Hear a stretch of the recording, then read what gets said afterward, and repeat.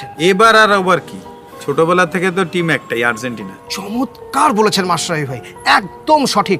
আপনি যে team support করবেন সেটা তো সেরা হতেই হবে, এতে কোনো সন্দেহ নেই। এবার আমরা একটু তামিম ভাইয়ের কাছে চলে আসি। তামিম ভাই, ফুটবল বিশ্বকাপে আপনার টিম কোনটি? আমার ফেভারিট টিম ব্রাজিল, যারা 5 বার ওয়ার্ল্ড কাপ চ্যাম্পিয়ন হয়েছে, আর তাদের খেলা একটা অন্যরকম পারফেকশন আছে। পারফেকশনের কথা যখন আসলো মাশরাফি ভাই, তখন আপনি আমাদেরকে একটু জানান যে আপনার টিমের পারফেক্ট প্লেয়ার কে বা কারা? লিওনেল মেসি আছে, ডি মারিয়া আছে। ভাই ডিমারি তো খালি মারামারি করে। ডি মারিয়া তোমার বন্ধু হয় নাকি? ভাই আর্জেন্টিনায় আমার কোনো বন্ধু নাই, একটা গুলো তো করে নেই মনে হয়। নেইমার কবে বলছে নকআউট স্টেজে? ভাই খেলতেই তো দিলেন না ঠিক মতো, মারি তো শেষ করে দিলেন আগেই।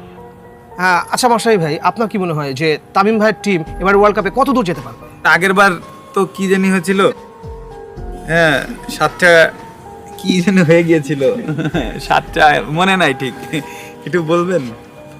হ্যাঁ ভাই, আমাদেরও অনেক কিছু মনে নেই ভাই, ছোটবেলার থেকে জানি ফুটবল খেলে পায়, এই হাত থেকে ফুটবল খেলা শুরু হলো কখন থেকে এগুলো আমরা ভুলে গেছি। একটা মানুষের স্কিলকে 6-7টা ক্যামেরা থাকে মাঠে, তারা ধরতে পারেনি, এটাকে আপনি কিভাবে স্কিল?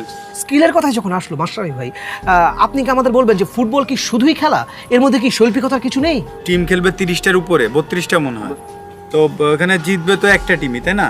আমরা পুরো টিম হিসাবে দেখি খেলি, আর আমার বিশ্বাস জিতবে আমাদের টিম। জিতবে বলছেন? অবশ্যই জিতবে আমাদের টিম। তাই জিতবা আমার